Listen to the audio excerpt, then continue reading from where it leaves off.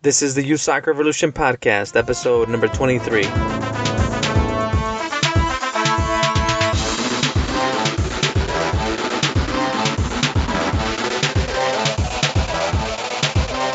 Hey, welcome back to another episode of the Youth Soccer Revolution Podcast. I am your host, Ernesto Diaz. I want to start out by thanking you for taking the time and downloading this episode. I want you to know that I work hard on these episodes and try to get some good information and good guests so that they can come on here and provide lots of value for you, since I know that you take the time to download it and listen to it. So again, thank you so much for doing that. You could be doing anything else you want in the world, but you chose to download our episode and trust that I bring some good information to you. So again, thank you so much for doing this. Today I have a special guest who is actually my cousin. Her name is Jasmine Cardoso. Jasmine grew up probably about 600-700 miles apart from me, but we always kept in touch growing up. She's obviously an inspiration to many who know her. She's obviously an inspiration to me, and has inspired a lot of the work that I do with this podcast and with my coaching. She's definitely one of the players that grew up through free play. As she'll discuss today, she grew up playing.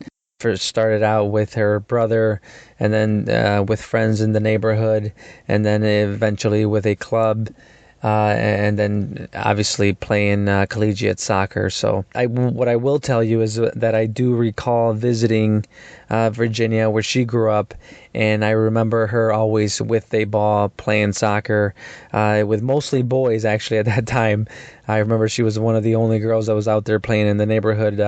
But I mean, as you can tell, I mean, she grew up playing in the neighborhood through free play. Eventually turned into this phenomenal player with great creativity. She's a person I hold very dear in my heart, and like I said, a great inspiration to me and to the things that I do and how I coach. Now she's gotten into coaching herself, and I hope she inspires many along her path as she's done already. So without further ado, here is Jasmine Cardoso. One quick thing before we get started. Make sure that if you like the podcast and you like the information that we put out, that you take a few seconds of your time and post a review on iTunes. Obviously, we love any positive feedback that you can give us. This is how we grow. This is how we get better, is through feedback from you guys. Again, here is Jasmine Cardoso. All right, today we're talking to Jasmine Cardoso. And Jasmine has played for George Mason University. She also played at New Mexico State University. Mm-hmm. And she grew up in Virginia playing soccer. Now, Jasmine, I've given our listeners just a little bit about yourself, but can you take a minute and give us an overview of your soccer career and how you grew up playing? That way we can get to know a little bit about yourself and who we're talking to today. Definitely. I grew up in Harrisonburg, Virginia, and I started playing soccer around 7-8 years old, and I started with my brother. I migrated from Mexico, so I kind of played there a little bit, but I was a little bit younger, so I didn't quite understand. So all I did was juggle the ball while my brother played with all the guys. But once I came to the United States in Harrisonburg, Virginia, I started playing soccer there, and I started playing with all the boys in our neighborhood. And so from there, one of my cousins decided to sign me up for a rec soccer team. And then from a rec soccer team, a few of the rec soccer coaches saw me and asked me if I wanted to play travel. And then once I started playing travel, then it all evolved into, playing for bigger clubs and more competitive. And then I decided to play in college. So that's basically how I started playing soccer. Okay, you told us that you migrated from Mexico, and then you started playing with friends and family, and then you started playing rec soccer. At what point did you get noticed and started playing clubs or travel? Well, I started playing rec the spring season, and right after the spring season was over, there was a few girls who were also playing travel, who played on the rec team. So then their moms were like, "Do you want to get involved with travel?" And I said, "Sure." So they just kind of helped me out through that process, and then they took me to the tryouts, and I made the team. And how old were you back then? I was 9 years old. And then eventually you went on to play college. Can you tell us a little bit about your college career? Yes, definitely. College career basically started at the age of 16 years old, just because when you're a sophomore or junior in high school, and if you're playing for a very known or competitive club, you're thinking about, playing in college. And so by age 15, 16, I was already thinking of playing soccer in college. And so I went to different tournaments in the East Coast, and, we were being scouted by different schools. My junior year, I was being scouted by, all these schools. UVA scouted me. There was North Carolina teams that scouted me, all on the East Coast, and there was a few Southern schools who were looking at me too.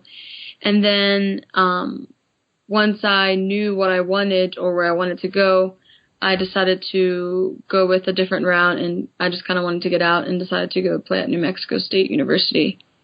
And then I came back to Virginia just because I didn't like it in the West Coast. So that's kind of how my process of getting into college. It was a lot of thinking, a lot of, deciding, and it was kind of stressful because you start very early compared to your other classmates that are in school and they're not soccer players.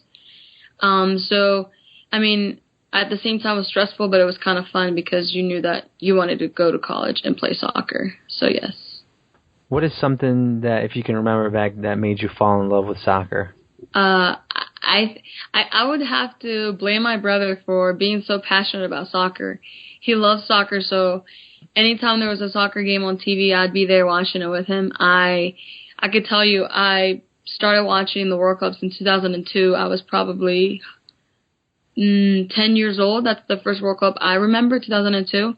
And I remember staying up. It was in Europe, so I remember staying up till like 2 a.m. watching it with my family, my grandma, my grandpa, and my brothers and I, and we just loved it. Like, it was just a family thing. It was, passion. We just all really enjoyed getting together, and I think that's what really made me fall in love with soccer, how I brought people together and how, it was like we were all excited, like, and we were awake at 2 a.m. watching a game, and it's just, I don't know, it's a feeling. It's like, oh, we love soccer so much, we're watching it 24/7 and playing it 24/7. Yeah, so it was kind of part of your family, something that brought you guys together. So it's kind of something that you cherished, and it wasn't just soccer, it was also family, and that brought all of you together. Definitely. Yeah.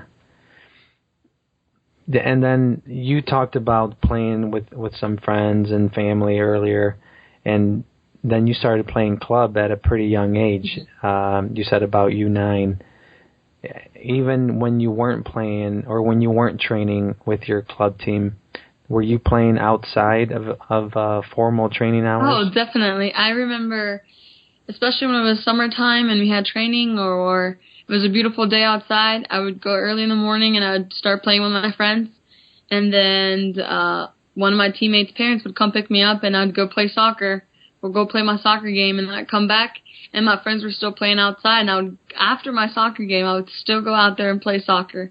I had so much energy as a little girl. So basically, since I woke up 9 a.m.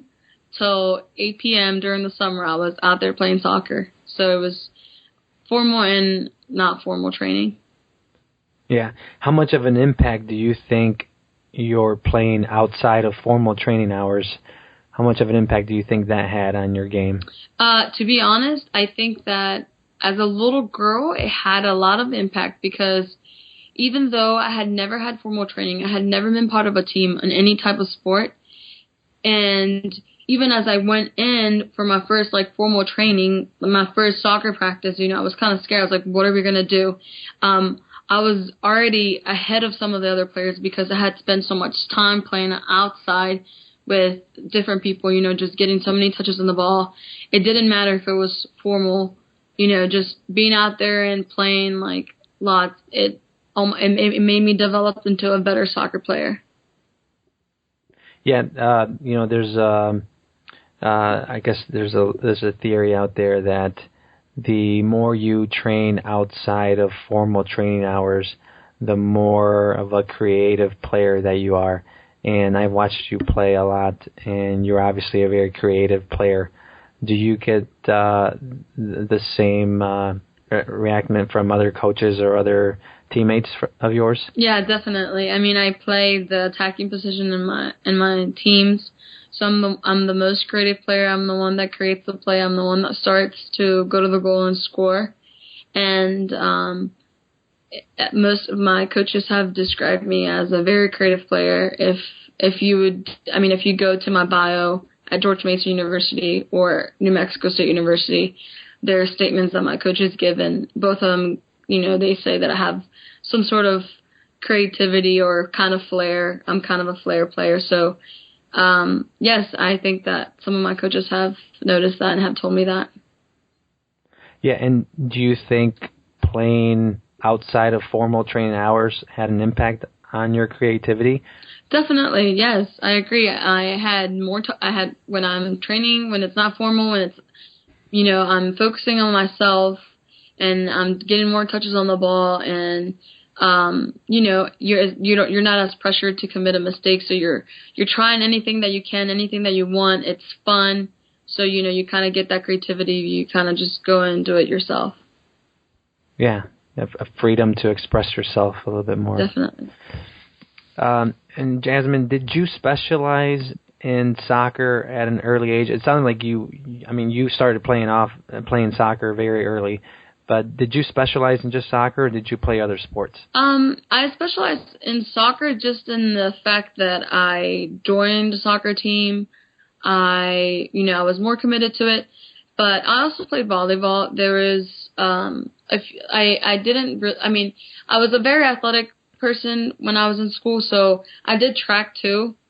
So, and volleyball. So I can tell you that I spent most of my time committed to soccer, but I also spent other time playing other sports, but I wasn't as committed as I was to soccer.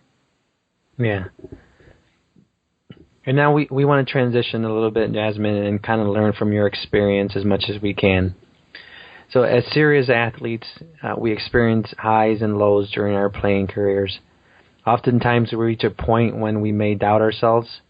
Can you tell us about a time when you felt at your lowest point as a player? Yes. And when you thought you may give up maybe playing soccer, or thought that you were not a good player? Yes, definitely. I think my hardest time was after I came from New Mexico. I came to George Mason, and I had to sit out a year for NCAA transfer rules. So I sat out for a year. I trained every day, but I wasn't playing any of the soccer games because I wasn't allowed. After that long year of, training and not being on the field for almost probably a year, I hadn't played for a year a real soccer game. And then going into my junior year of college, but I was still a redshirt sophomore, so basically a sophomore, I was still a starter at George Mason, but then all of a sudden, I started doubting myself because I wasn't playing as well as I thought I knew I could. So the beginning of the season, my junior year, it was a redshirt sophomore year. I wasn't starting. I only started the first 10 games, and then the middle of the season, all of a sudden I wasn't starting. I wasn't being that player that I was used to being, like creative, scoring, all these things. So I wasn't starting, and that was the first time that it hit me. For the first time ever, I was actually sitting on the bench watching my teammates play soccer. And I played enough minutes. I played about 70 minutes. As soon as someone was doing bad, I would be the first option, to put me in. But to get the feeling of or knowing that you're not in the starting 11 was kind of something that hit me really hard, just because I had always been a starter and I had always been on the field because I had always been the best on the field. And so that was kind of, it kind of made me really sad and down, and I was like, it it was a moment that I was like, maybe I'm not good at soccer. Maybe, like, what am I doing wrong? Like, what is happening to me? So I started doubting myself for a little bit. But then, after a little bit, I was like, I'm not going to give up. I'm going to, keep working hard. And I got back into my groove, and I was able to get into the game and play well. So, yes. So I definitely learned I learned for the first time ever how it felt to be sitting on the bench, which was a good experience because I had never knew what it felt. And now I can say that it's not a good feeling, especially when you have been working 5 days a week as hard as everyone else, and you just know that you're not going to make the top 11. So, yes. So did you do anything different? To make it better? Yeah, to get back on the starting 11. Well, at first I was really upset, so I kind of went and talked to my coach and asked her what I could work on, what was happening.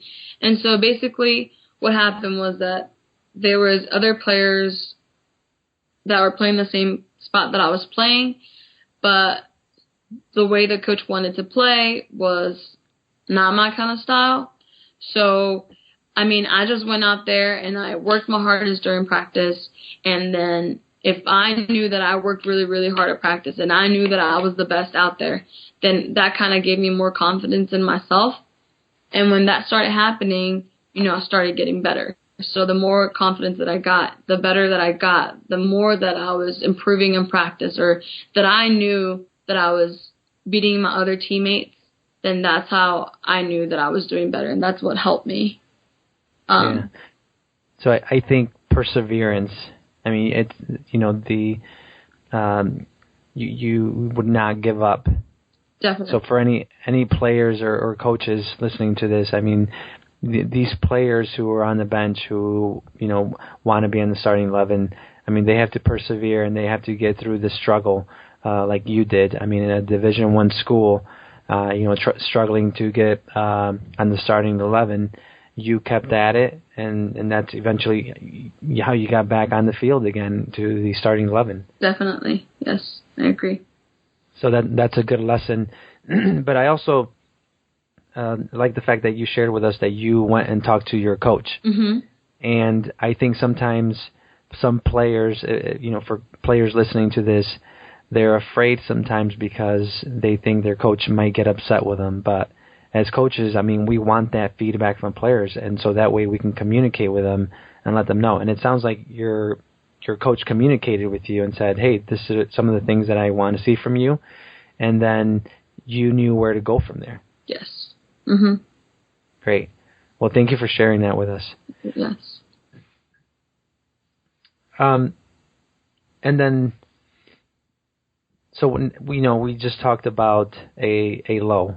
But now we want to transition and talk about one of the highs of your careers. Mm-hmm. So can you tell us now a time when you felt really successful and you felt that your hard work had paid off? Yeah. Well, I guess I felt really successful when I had committed to go to New Mexico State University. As a high school player, I was an all-star. I made all district. I was 3 times MVP, district and regional. I made all state. I was the first student athlete in my school history to ever commit to a D1 soccer school and have a full ride scholarship. So wow. To be the first person to ever do that and to make history was just an amazing feeling. And to be the first person of my family to attend college was just also an accomplishment. So all together was something really exciting for me. So I think that with that excitement that I had within me, and when I went to New Mexico State and we were the first soccer team ever in that school too, we stepped on the field and my coach said, everything that you're doing right now is history. The first practice we just had now is history. That's the first practice that we'll ever, that would be the first practice ever here. Our first game, that was our first game ever. The first time we score, that'll be our first goal ever. So anything that we did was, it was making history, and it was one step at a time. And I think that myself and as all my other teammates at New Mexico State, We were at a very high successful career and first team thing because we were, as drawsoccer.com ranked us at the top 60 schools for the beginning of the season in 2009 or fall 2009. So that was really, really awesome for all of us and for myself to say that this is our first year with a soccer team at New Mexico State, and we're top 60 in the country, and there's about 200, 300 schools that are Division I. And then at the end of the season, I was the leading scorer for a team with the most points, most assists. I made all conference. The Mexican U20 national team was talking to me if I wanted to go play for their CONCACAF eliminaries in Guatemala during that time. So it was just a really, really exciting moment in my life as an 18-year-old, and getting all those accomplishments with all my family support and, with my teammates. It was incredible. It was a great, great feeling. Yeah, that would make anyone feel great. That's a lot of accomplishments. But Jasmine, I mean, obviously you're very successful, but can you narrow it down for us? You talked about being an all-state player, first player from your school to get a Division I scholarship. You led your team in New Mexico State, and then a call up from the national team. Can you narrow it down for us and tell us that one time when it hit you and you said, you know what, I feel really good about what's going on? And can you narrow it down for us and tell us when that time was? Yeah, well, I think I would say, getting a call from the national team. I think as a little girl, that was my dream. I was like, I am going to play pro, and if I am, I want to play for my country. So I think that was, I was like I have been working hard, and I have been waiting for this call, and this is what I want to do, and this is what I love. And it was just a really amazing feeling to know that someone noticed me, and then someone noticed that I had put that much work into it. Yeah, that's great.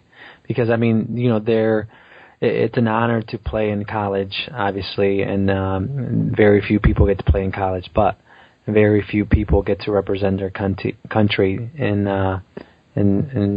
for the national team. So that's got to be an awesome experience. Thanks for sharing that with us.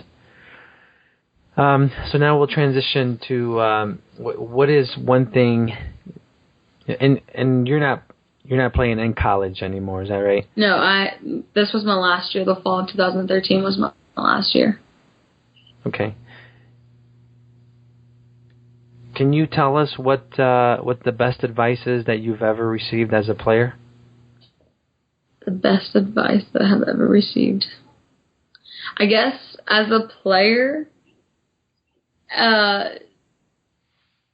there's a lot of advice that I've received. As a player, and if you're someone good, you always have to stay humble. You have to, no matter how good you are, no matter how incredible you are, there's always going to be downs, and there's always going to be ups, and no matter how those ups or downs happen, you always have to be trying your hardest.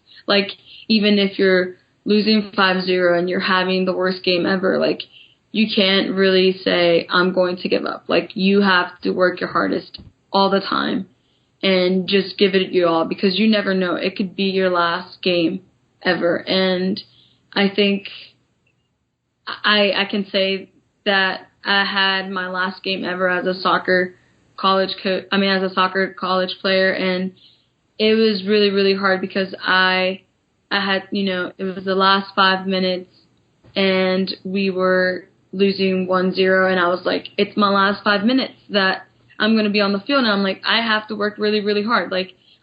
No matter what it is, I can't give up now. I still have 5 minutes to play. My career is going to be over. I have to work hard. So that advice to tell you something, that anything that can happen, and if you want to work really, really hard, it can happen. You never know, so just work really, really hard to get it. Yeah. Now, can you tell us, and you told us obviously a lot of things about your success as a player, and you've been very successful.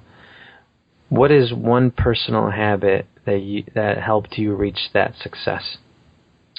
I think practice. Doing things over, repeating things.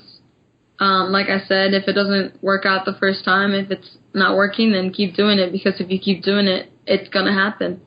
You know how they say practice makes you perfect? Like, it's somehow it's going to come. It's going to come. You're going to get it. Yeah. And I think you gave us a good example earlier, too, when you said, look, I used to play all the time when I was younger. And then once you started that travel team, you were one of the best players because you had been playing for so long. Mm-hmm. Yes. And then what about any recommendations for players or parents that are going through the player development process in the United States right now? What would you recommend to them? I think that the best thing is to get their kids out there and have them play as much as they can. I am a coach right now, so I tell my parents, like, please, like, if we miss a practice, like, please have your kids out there for 10 minutes, even if it's just juggling a ball. Pass the ball with them for 10 minutes. Like, those 10 minutes will add up and will eventually, help them develop into a better soccer player. Yeah. Well, good.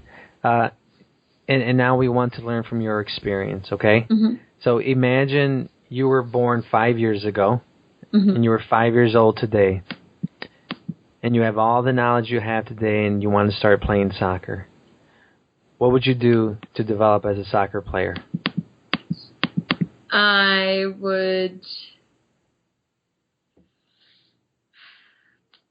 think I would do the same thing that I started doing when I was a little girl. I think I would go and play outside, play all the time, get as many touches as I can with the ball, and watch soccer games. I think that if you watch and play, you'll eventually end up, with that knowledge that as a soccer player, if you watch games, you'll learn what you're supposed to do, and then once you watch, you got to go outside and try it. And once you try it, you practice it, and then it comes to you.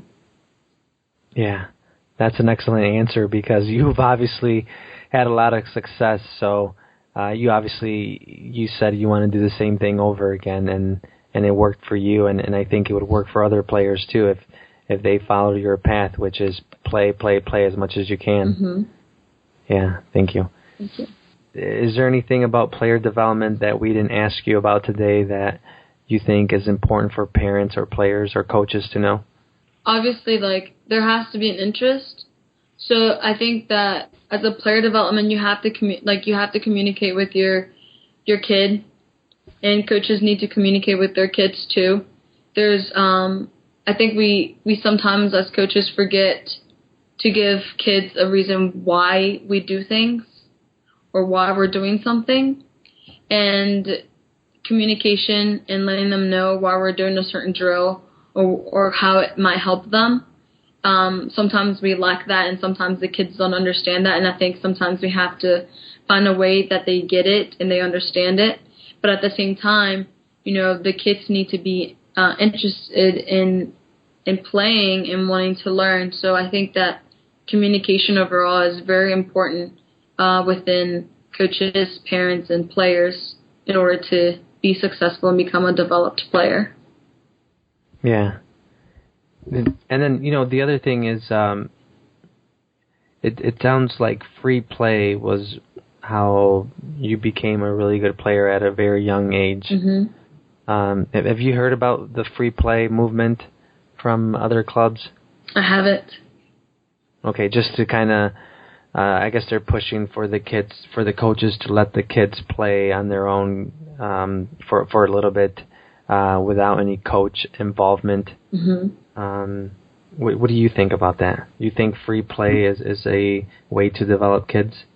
Definitely. It's sometimes that's when they need to start thinking. Like, kids need to start developing right now and thinking, what are we going to do, without the direction of someone. So I think that's a good good thing that we get kids to start thinking of how to play soccer and what they're supposed to be doing. Because sometimes when us coaches, we give too much of a structure, training, then they don't think much. So I think that's a really, really good idea.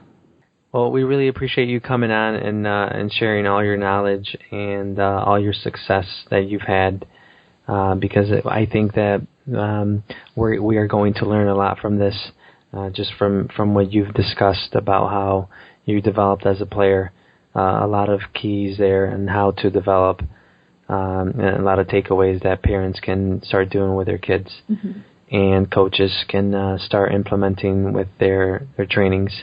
Yes, thank you.